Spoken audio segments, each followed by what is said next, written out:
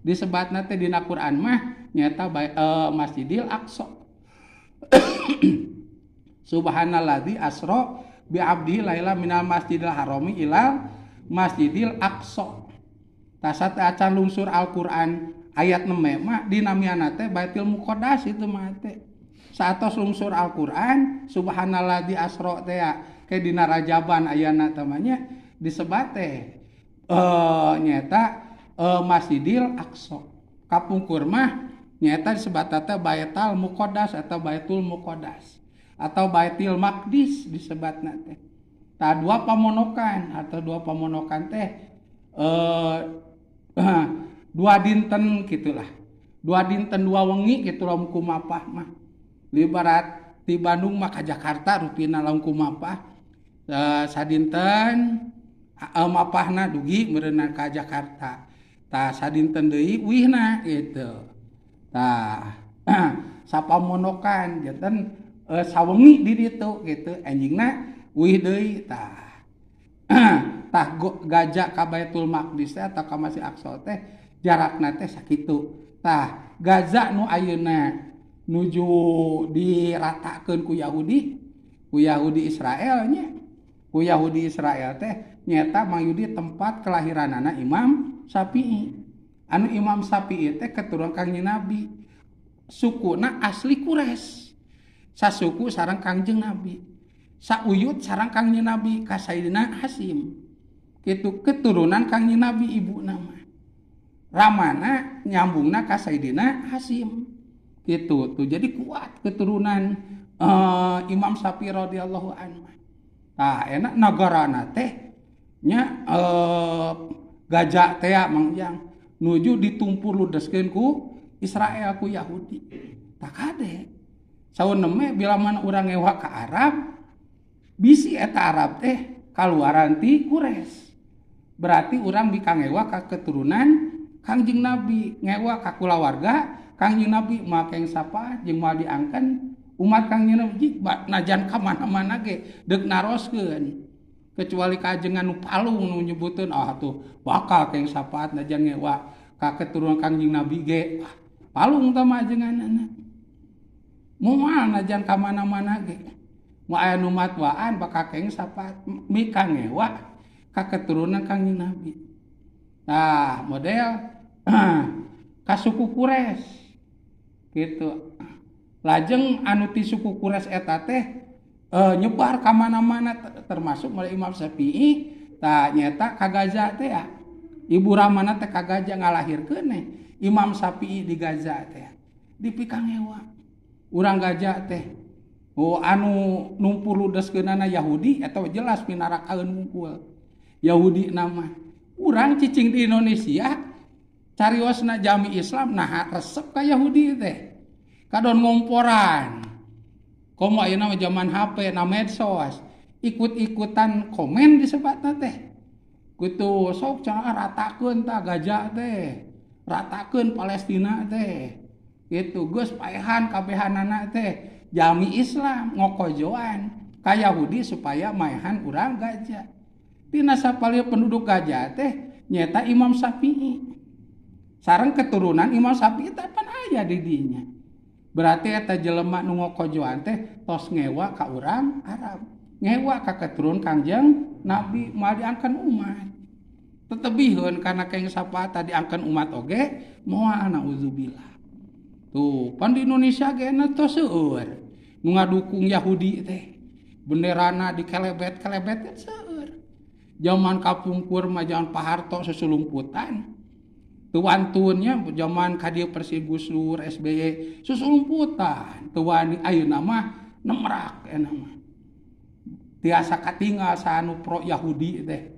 Gitu, baik ti pejabatna, kolomeratna, jelema anu malaratna, naremongan mah. Naremongan ngahajakeun. Karek manehna meunang musibah, made gempa, made banjir, kalaparan, menta sumbangan.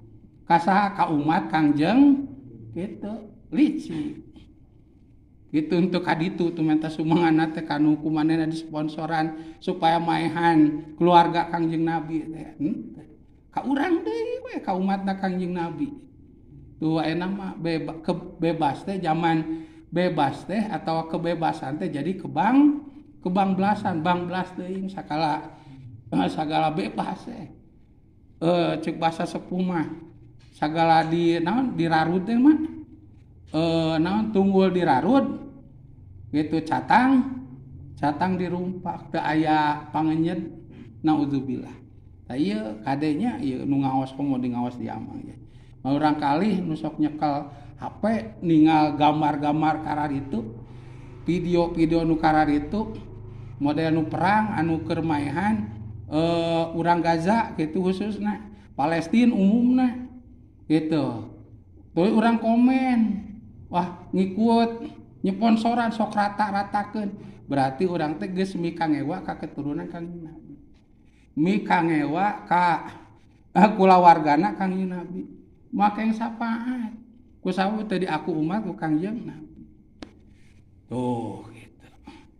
Tah ayeuna aya deui abi menak dina kitab eta Jami'us Shogir kitabna teh tah cek dina kitab bila mana di belah wetan cenah Mayudi tos ningal tihang-tihang warna beureum mangka urang teh kudu itu lamun teh boga rezeki nyedekahkeun teh lamun bade disedekahkeun kudu langkung selektif maparinkeunana gitu. Ka mana tah ka jalmi atawa ka saha anu bila mah kurang disedekahkeun teh ngandung barokah gitu, barokah di dunyana kalintang engke di akhiratna kusabab ku anu dipasihan sedekah ku urang teh dipake ka maslahatan dunya maslahat akhirat. Di dunyana manehna jag-jag awak tuluy kuat salat, jag-jag awak tuluy kuat ngaji, jag-jag awak kuat pangajian. Tuh berarti jang akhiratna aya jang dunyana aya gitu. Tah tah kanu ngandung barokah. Tah bila mana tos aya tihang beureum di belah wetan.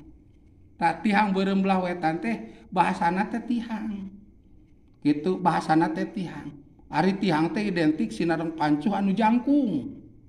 Gitu. Ari beureum identik sareng seuneu. Anu maksana kumaha bila mana tos aya peror-peror anu siga tihang nararangtung di belah wetan. Tah mangka sedekah urang teh kudu dipasikeun ka anu aya barokah. Lamun asalna sodaqoh teh kasaha we. Misalkan ka jalma fakir tapi cuel kana ibadah gitu teu salat punten nya teu salat-salat acan, teu saminggu-minggu acan, teu saminggu sakali acan. Lamun teh motor saum teu sapoe-poe acan gitu puasana teh. Tah disedekahan kurang kecuali zakat tamanya atawa fitrah gitu. Tah ieu mah sedekah mah pan umum. Ari zakat mah pan aya asnafna, aya golonganana jumlahna 8 teh. Tah saena mah lain urang teu karunya kana kaayaanana tapi urang hoyong barokahna bisi dibikeun ka dinya rezeki urang teh kunu sangsara eta teh lamun teh mah jag-jag teu dipake ibadah, teu dipake salat. Ku budakna teu dipake ngaji. Manehna teu daek pangajian gitu. Jadi mere teh ungkul jang dunya we teh aya jang akhirat. Tah sedengkeun di belah wetan geus aya pancuh warna beureum nyaeta pelor anu ditangtungkeun. Tah kaluar seuneu warna beureum teh. Tah ayeuna teh tos buktos. Pelor warna beureum teh tinggal anu namina naon senjata zaman ayeuna kapungkur mah ungkur carrier beunanya kapal udara kapal perang dina laut gitu pan ayeuna mah aya naon namina teh rudal aya anu rudal antar benua antar negara geuning siga dreum narae ka luhur narangtung blesur geuning adani ka luhur. Tah bila mana tos kitu urang lain miwarang anti-antian barang pasihan bab sodaqoh kajahalmi atawa pipilih kajami. Tah urang hoyong barokahna naon sababna ku sabab geus aya tihang beureum eta teh dunya moal lila deui ku sabab moal lila deui urang teh butuh ku ganjaran anu ageung anu seueur naon sababna ku sabab geus dipapariran ciri dunya teh bakal sakedap deui seep aneh bin ajaib karena ibadah teh mungkin mengpelehe gitu Mang Yudi mah edinya anu biasana wengi gugah dina raraga tahajud salat tobat saum Senin Kemis teh mah edinya rajin gitu komo mulut rajab teu kakantun nah aneh nama jadi hoream najan gugah bobo ge alana mapanan oh main bal Piala Dunia ieu gitu kusao di Arab Saudi teu menang gitu di Arab Saudi teu aya di Indonesia aya itu menghaji teh namanya Masya Allah bari di kopea ajang haji dan tajud Masya Allah gitu. Sepuh oge gugah teh kokoronang aduh sugan aya kopi ngopi sugan aya roti teu ngagoreng sangu kiih kacai ngising memeh teu ngisang sare deui cik malaikat tanas dituturkeun efek teh nutur kadon ngising hungkul tah aneh tah ku sabab ibadah beuki dieu teh abdi ieu mah duka sepuh mah nya ngan biasa ajengan anak kedua mah pati jaraweuh teh nah kitu tah ieu teh sugan ku sedekah da sok hoyong wae geuning ari sedekah mah nya Mang Yang sedekah sok hoyong wae benten jeung salat mah sok mung wae gitu komo gugah wengi mah sok hoream wae karos ku abdi ari sedekah mah sok hoyong wae tah bila mana geus aya tihang beureum bijil seuneu sanes miwarang anti-antian masihan kasih anu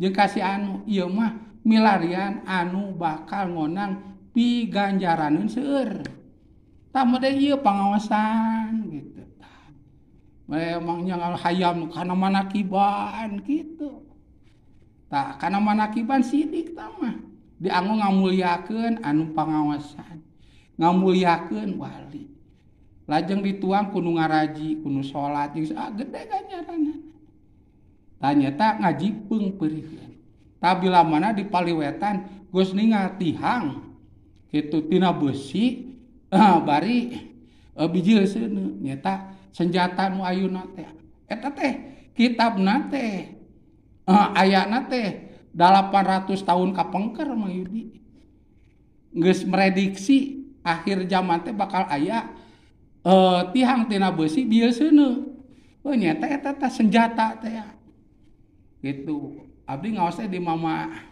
Sepuh Gasol di pangarsa Mama Sepuh Gasol Jami Usogir teh tah Mama Sepuh teh teu nguningakeun ieu teh bakal aya pelor atanapi senjata kieu-kieu mode nu aya henteu ku abdi dua dinten diemutan eta teh naon sih alhamdulillah jo tek oh ieu berarti senjata anu tiasa nangtung ku sabab gede jeung jangkung oh senjata teu bijil seuneu oh meureun nu ayeuna teh tah ngepekna teh kana kana sedekah naon sababna ku sabab ibadah anu sok paranti biasa dilaksanakeun padahal materi kiamah ngadadah kitu Mang Rohidin nya jadi rada melit duka Mang Rohidin mah ngan unggal ditongo angerenongeng gitu itu tah atuh sugan ku sedekah dipasikeun ka anu bakal mere barokah dunya atanapi akhiratna dunya akhirat tah kanu malah santren gitu kanu ngaraos kieu komo kanu magahana namanya gitu tah sugan ku eta bekel urang nyongsong poe kiamah teh ku eta sugan ari ku ibadah pribadi mah nya kitu teh sugan ku eta seueur ganjaran teh kadituna sugan salamet teh tah kalintang ayeuna ari ciri kiamah nu ageung mah dayana di Timur Tengah sanes di urang mah teu ciri kiamah aralit da ti kapungkuring geus aya buh breh di urang mah mung nu aralit gitu nu arageung mah di Timur Tengah tah kalintang meureun ayeuna bibit buit aya na manusia bibit-bibit ayana kehidupan di alam dunia dilinggihan ku Nabi Adam, dilinggihan ku Siti Hawa, dilinggihan ku Qabil jeung Habil, dilinggihan ku Iklima sidang Labuda putrana Nabi Adam. Tak enak geus mulai perang. Naon ta eta nagara ayeuna mah kapungkur mah zaman Kangjeng Nabi disebatna teh Sam Mang Yudi. Sam teh pusat perekonomian dunia, Sam. Mata Kangjeng Nabi ti Mekah icalan teh ka Sam. Ti Madinah icalan teh ka Sam. Sayyidah Khadijah bos Kangjeng Nabi icalan barang teh ka Sam. Ti Irak ka Sam, sadayana ka Sam. Ta ayeuna mah Sam teh disebata teh nagara Suriah. Kitu Suriah. Atanapi disebat Syria. Ibu kotana Damaskus. Pan presidenna teh di keturunan Kangjeng Nabi. Bashar al-Assad. Tah nyata Alawiyin, thariqahna teh Alawiyin. Bade Sayyid Muhammad bin Alwi bin Abbas Al-Maliki Mekah. Tuh pan enak teh dibuburak duk dipayahan kabujeng kabur ka itu teh ka Rusia nya ka Vladimir Putin eta. Kadinya salamet tapi nu sanesna mah kalebetkeun ulama ageung ahli sunnah wal jamaah sareng Syekh Umar Al Habib Umar bin Hafid ka Indonesia teh tau kae dipayahan ayeuna. Duh ta eta bila mana geus ngagolak di dinya tah. Ngagolak di dinya tah tihang besi anu ngaluarkeun seuneu teh beuki nyebar keteh. Da kusabab Yahudi Israel teu aya anu mun basa ayeuna mah anu ngabendung anu luar biasa ngabendungna saperto Suriah. Ta Suriah teh nyata Syria teh Sam teh gitu. Tina sapalina nagara anu ngabela Gaza teh. Eta mah da peralatanna canggih, aya kapal perang, aya sagala rupa gitu. Ta ayeuna ngaguling presidenna. Tuh atoh Yahudi teh. Yahudi teh nya Israel teh. Nasrani atoh nyaeta Palestina eta teh Amerika teh daratan gampil enak ku dihancur-hancurkeun kapal naon sagala rupa. Sakedap deui cara Irak teh. Nya ayeuna Irak ini hancur saatosna Saddam Hussein teu pupus mah. Tah sakedap deui cara Libya Muammar Gaddafi, nagara Islam anu beunghar wargana sagala rupina ditanggal waler ku nagara teu aya pajeg. Teu aya mangnya teu aya pajeg teu aya naon. Kitu ku beunghar-beungharna ditangkes ku nagara. Tapan Yahudi Nasrani mah alim nagara Islam duikeun ka maju kitu diganggu nya presidenna dipaehan. Hancur we ayeuna. Kemudian Irak, istri-istri panya loba nu diperkosa. Lajeng bade angkat damel itu ieu diparariksaan, bisi mawa senjata, dicarabakan teh kitu. Tah, Syria ge atau Suriah atanapi Sam kapungkur mah kitu tah teh bakal we. Senjata anu ararageung anu bisa nangtung cara beusi anu ngaluarkeun seuneu barariji ti dinya rame tah. Eta ciri kiamah badag mah. Sabab dina sapalina ciri kiamah teh bila mana tos seueur seuneu di Timur Tengah. Tah ayeuna bade mulai seuneu anu ageung teh di urang mah ieu mah. Sakedik di urang mah lain ciri kiamah asli mah sen di urang tuh di ditu. Matak sae gitu lamun teh budak eta di Bandungan oh ieu ciri kiamah teh. Nyata supaya sugan we bebekalan menjelang akhir zaman teh naon kitu anu tiasa janten bekal urang dilaksanakeun. Bae dieuna sakumaha mah teh ya. Bab sedekah ku sabuga wengi mah geus sorea Mang Roidin. Salat oge qobla jeung ba'da hampir henteu ge nya eta mah. Fardu we wungkul. Dahayang mah fardu oge di kosoran gitu nya. Model lohor tina 4 hoyong, 2 asar tina 4 hoyong, 2 maghrib tina 3 hoyong. 2 isya tina 4 hoyong, 2 subuh tina 2 hoyong, hoyong hiji. Hayang ku bakat ku hoream. Komo sunat mah. Jika na Quran panoyong ngaos Quran teh nya tiasa gitu mudah abdi sok ngawuruk jeung pun bojo aya nu 6 tahun namanya tiasa aya anu langkung 3 genep geuningan aya gini anu namanya 1 tahun tos teureum tos tiasa 3 tahun tos tiasa gini nya itu tah aya tah tos tiasa sakitu hese belek hoyong tiasa teh tos tiasa ayeuna waktos nganggona kalintang tos sararepuh mah kantun ngadekul kana Quran dibere hoream tuh kana Quran lamun dipake kojo amal henteu tah biasa nu sok hoyong mah nyaeta sedekah kitu mah nya tah sedekah cing efektif ceuk basa ayeuna mah masikeunana kajami anu ngonang barokah dunya bisa janten ceung-ceuman ke di akhirat sabab tepat masihkeun ulah duikeun ka masihkeun sedekah ari teh kapan naku urang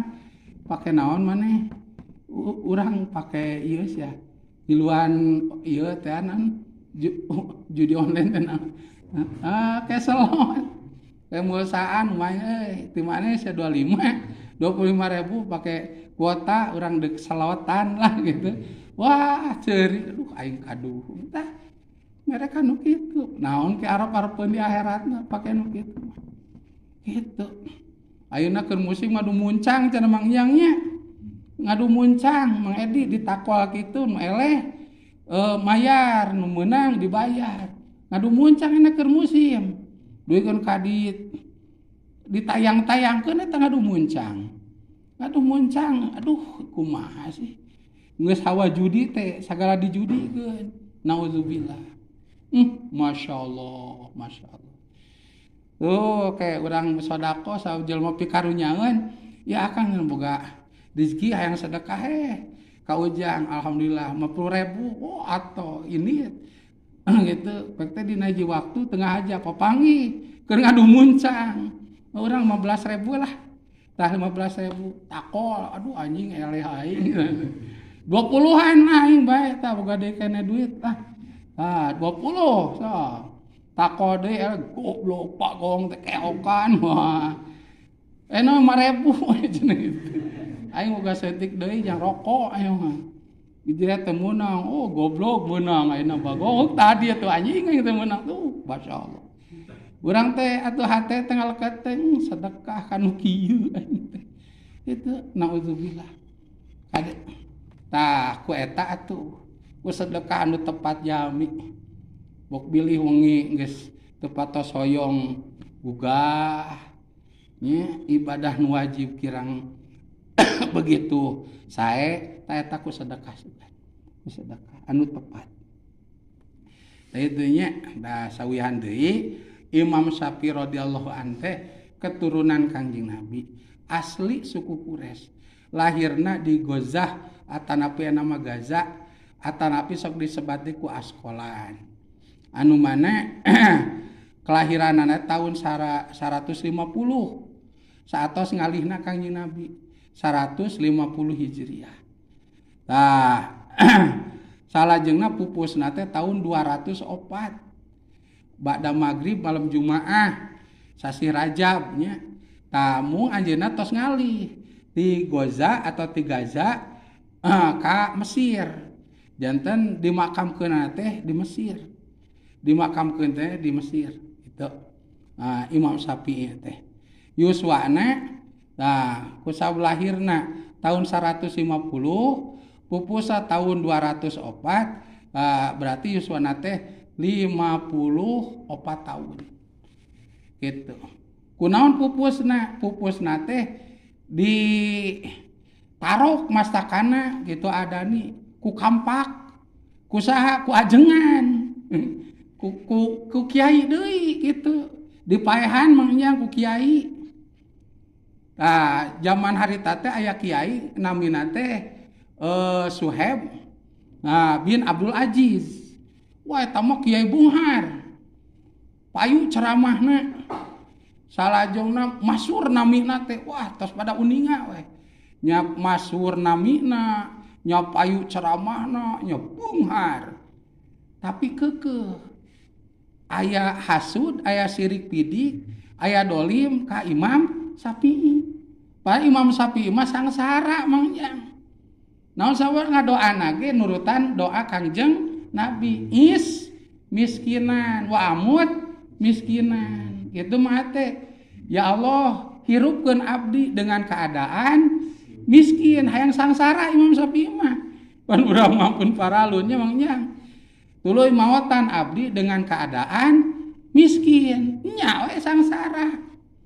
Tapi nah eta ajengan anu beunghar Mang Yudi, masyhur namina nya elmuna luhur bet sirik pidik ka Imam Syafi'i anu sakitu sangsarana. Gitu. Nah, napangna dipikasiri ku sabab jami-jami ngahormat ka Suhaib bin Abdul Aziz anu beunghar teh ya. Tah ngahormat teh unggulna panggung. Sokinya ku protokol mangga cenah waktos sinang tempat nyakeun ka pangersana al alim al alama guru urang sadayana Suhaib bin Abdul Aziz. Geus turun tina panggung jadi jama biasa-biasa we. Bahasa eta mah cenah ngonang ajengan eta mah teu boga duit saanu mah bisa dionang. Eta mah kudu pi amplopihi gitu. Kudu aya amplop wae. Jeung nakrib saanu tak beunghar. Ari Imam Syafi'i mah gitu Mang Ate. Anjeunna mah da hayang ngadugikeun katerangan agama ka umat Kangjeng Nabi. Tara aya turap tarif, aseuleuna keur sangsara. Janten jeung anu sangsara lebat, jeung anu beunghar oge lebat. Gitu jadi pacorok jeung jami teh komode nu sangsara. Par kaajengan mah sok seur anu peryogi, naon we geuningan. Jadi teu isineun. Beda jeung ka anu beunghar. Mode punten mode abdi geus bumina agreng, gaduh mobil, gaduh helikopter, gaduh kapal gitu nya. Sigana bade nu aya peryogi teh da ngunur deui nya mah teh cik mah teh. Amang bisi bade meulahan suluh rada era meureunnan. Wah, kini kaayaanana ge kieu bae nang geus teu kusuluh. Gitu. Ta Imam Syafi'i mah sangsara. Lajeng getol magahanana. Siang wengi teh ngawuruk we. Salajengna ka istimewa Imam Syafi'i mah tara campur gaul sinareng para pamimpin.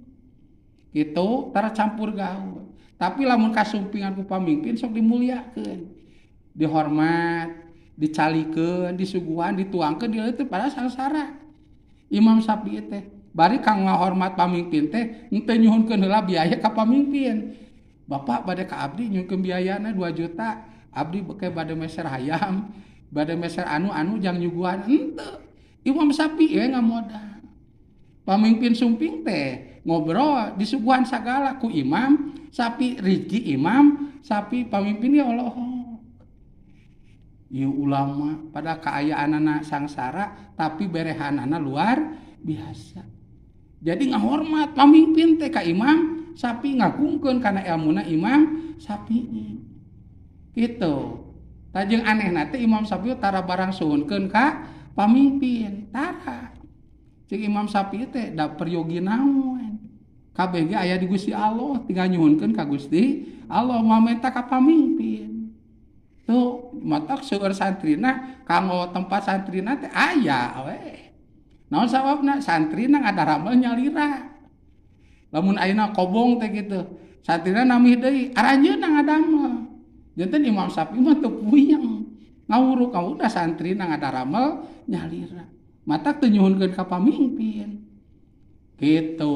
Tapi pamimpin teh hoyong sararumping ka Imam Syafi'i. Gitu. Ta ku Suhaib bin Abdul Aziz teh ka Bandungan ka manehna mah tara dararatang pamimpin teh. Da manehna mah pan pi amplopi teh. Sok dipentaan heula duit jeung mentaan wae duit ka pamimpin. Alimeun pamimpin teh. Tah dina hiji waktu asa kabeakeun alas cenah ieu ku Imam Syafi'i dionang ka bumina. Imam Syafi'i teh kanggo debat. Mun ceuk ayeuna mah Mang Ate bahsul masail. Debat. Atuh saha anu tiasa ngelehkeun Imam Syafi'i atuh. Sadayana ge murid Imam Syafi'i, santri Imam Syafi'i. Termasuk Suhaib bin Abdul Aziz teh muridna Imam Syafi'i. Sadayana ge atuh tungkul isin teu nyararios. Iwati anu pedegung teh gede hulu eta Suhaib bin Abdul Aziz nyarios udah guru Imam Syafi'i teh eleh carita nama ngan Suhaib bin Abdul Aziz geus teu kuat rasa iri dengki dolim panas hasud ka Imam Syafi'i manehna ngojengkang ka dapur nyata nyana kampak disumputkeun dina sorban nyakatan Imam Syafi'i nyangki Imam Syafi'i teh bade sasalaman da kusaha waktosa bade uwi ari pek teh dikaluarkeun tina sorbana kampak cekuk kana masakana Imam Syafi'i duikeun ka bencar pupus di dinya Imam Syafi'i pupus Imam Syafi'i teh ta pupusna teh ditenggel masakana ku dekol ku Suhaib bin Abdul Aziz pamuridna tapi ku sabab nu dicirongna teh dunya padahal naon pisirikeunana Imam Syafi'i da teu aya dunyaan kitu teu aya dunyaan kadatangan pejabat oge lain nyuhun ke Imam Syafi'i mah nyuguhan masihan ka pejabat teh padahal mah fakir tuh padahal mah teu aya pisirikeunana tapi Suhaib bin Abdul Aziz teh sirik nguping Imam Syafi'i di teungeul ku dekol ku Suhaib para pemimpin teh sumping ditangkap eta Suhaib bin Abdul Aziz teh ya dipenjarakeun bari dikere gitu teu dipasian tuang pasian leueut salajengna dipoe disiksa digantung sekapae kulawargana dideportasi diusir keluar ti Askolan nyata keluar ti Mesir diusir ti Mesir nah, mata kulawargana teh ka mana gitu pabulencar ku sabab raja harita teu ridoeun nagarana dieusian ku keluargana Suhaib bin Abdul Aziz rezekina dirampas ku nagara tuh jadi maotna Suhaib bin Abdul Aziz numayahan Imam Syafi'i suul khotimah sanes husnul khotimah pada ulama gede elmuna payu gitu elmuna seueur tapi ku sawa aya sirik pidik jeung kaniaya dolim duga kawantun maehan maotna suul khotimah neraka tami Imam Syafi'i teh kulawargana Kangjeng tuh mah cek tadi ge mah diangkeun umat ku Kangjeng tetebieun ke sapaat mah tah diantawisna mah diangkeun umat Kangjeng Nabi nyata payahna ge kitu digantung ku raja bari teu tobat heula tuh sanes umat Kangjeng Nabi otomatis masuk ke sapaat ti Kangjeng Nabi tah Imam Syafi'i gaduh amalana teh hiji eta miskinan wa amut miskinan bok bade diamalkeun Mang Yudi sae ngan bok pilih ngajang ngelek rezeki Imam Syafi'i kudu sabar itu hirupan abdi gamparan hirupan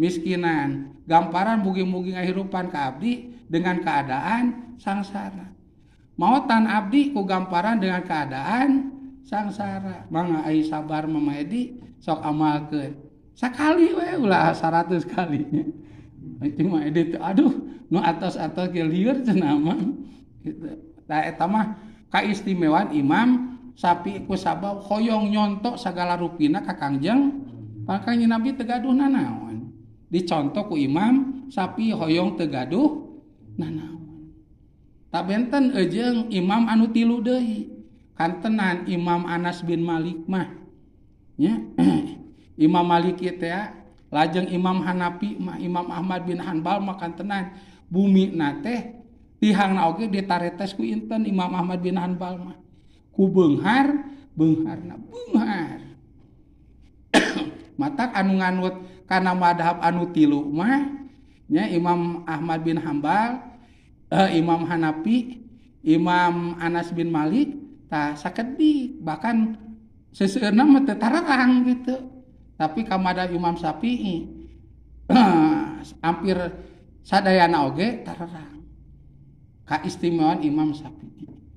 Cek mangnya tah atuh boa ngamadhab ka Imam Syafi'i mah urang ge meureun kawarisan sarana moal ada eta mah pameuli Imam Syafi'i. Kamu anu ngamadhab mah bakal kaberkahan asal kersa we ngorehna sadayana bakal menak jeung rezekina berkah ngamadhab ka Imam Syafi'i gitu Masya Allah itunya saalit perihal anu berhubungan sinareng Imam Syafi'i tah kitab Al-Bajuri teh damelan Said Ibrahim Al-Bajuri anjeunna teh ngamadhabna ka Imam Syafi'i teh. Tah naon rupi anu didamel ku Said Ibrahim Al-Bajuri ieu teh teu leupas tina katerangan anu bijilna ti Imam Syafi'i ti Sayyidina Ali ti Kangjeng Nabi Muhammad sallallahu gitu. Tah kalebetkeun anu tiasa ngabatalkeun kana wudu gitu. Tah kumaha tun ngabatalkeun kana wudu teh? Eta jam 1.